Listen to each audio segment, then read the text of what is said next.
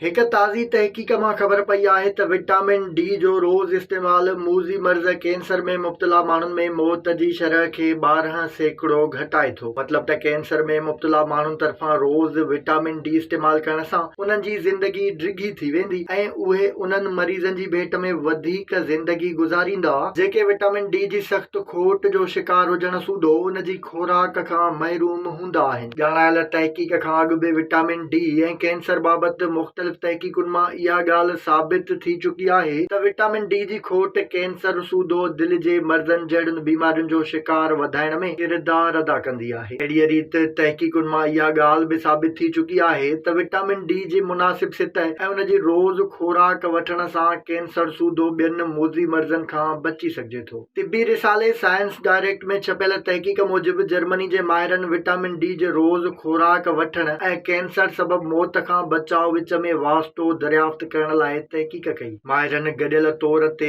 14 मुख़्तलिफ़ तहक़ीक़ुनि ऐं 1.25 लख जे वेझो रज़ाकारनि जी डेटा जो जाइज़ो वरितो जेके विटामिन डी जी खोट जो शिकार हुआ। माहिरनि तहक़ीक़ दौरान इन ॻाल्हि ते ध्यानु ॾिनो त रोज़ विटामिन डी जी खोराक वठंदड़नि ऐं कॾहिं कॾहिं तमामु घणियूं विटामिन डी जूं खोराकूं वठंदड़नि जी सिहत ऐं ज़िंदगीअ ते कहिड़ा असर पवनि था। माहिरनि खे नतीजनि मां ख़बर पई त कॾहिं कॾहिं घणे मिक़दार में विटामिन डी जी खोराक वठण सां 70 सालनि या उन खां वधीक उमिरि जे माण्हुनि खे को बि फ़ाइदो नाहे थींदो। पर माहिरनि खे ख़बर पई त जिन माण्हुनि रोज़ विटामिन डी जी मुनासिब खोराक वरिती हुई उन्हनि में केतिरनि बीमारियुनि जी शिदत में घटिताई आई जॾहिं त कैंसर जो शिकार अहिड़नि माण्हुनि में मौत जी शरह में बि 12% घटिताई ॾिठी वई। माहिरनि तजवीज़ ॾिनी त कैंसर सूदो ॿियनि मोज़ी मर्ज़नि में मुब्तला माण्हुनि खे रोज़ जे बुनियादनि ते विटामिन डी जी मुनासिब खोराक वठणु घुर्जे जॾहिं त 70 वरियनि खां वधीक उमिरि जे माण्हुनि खे लाज़मी तौर ते रोज़ विटामिन डी जी खोराक वठणु घुर्जे। माहिरनि जो चवणु आहे त कैंसर जो शिकार वॾी उमिरि जे माण्हुनि खे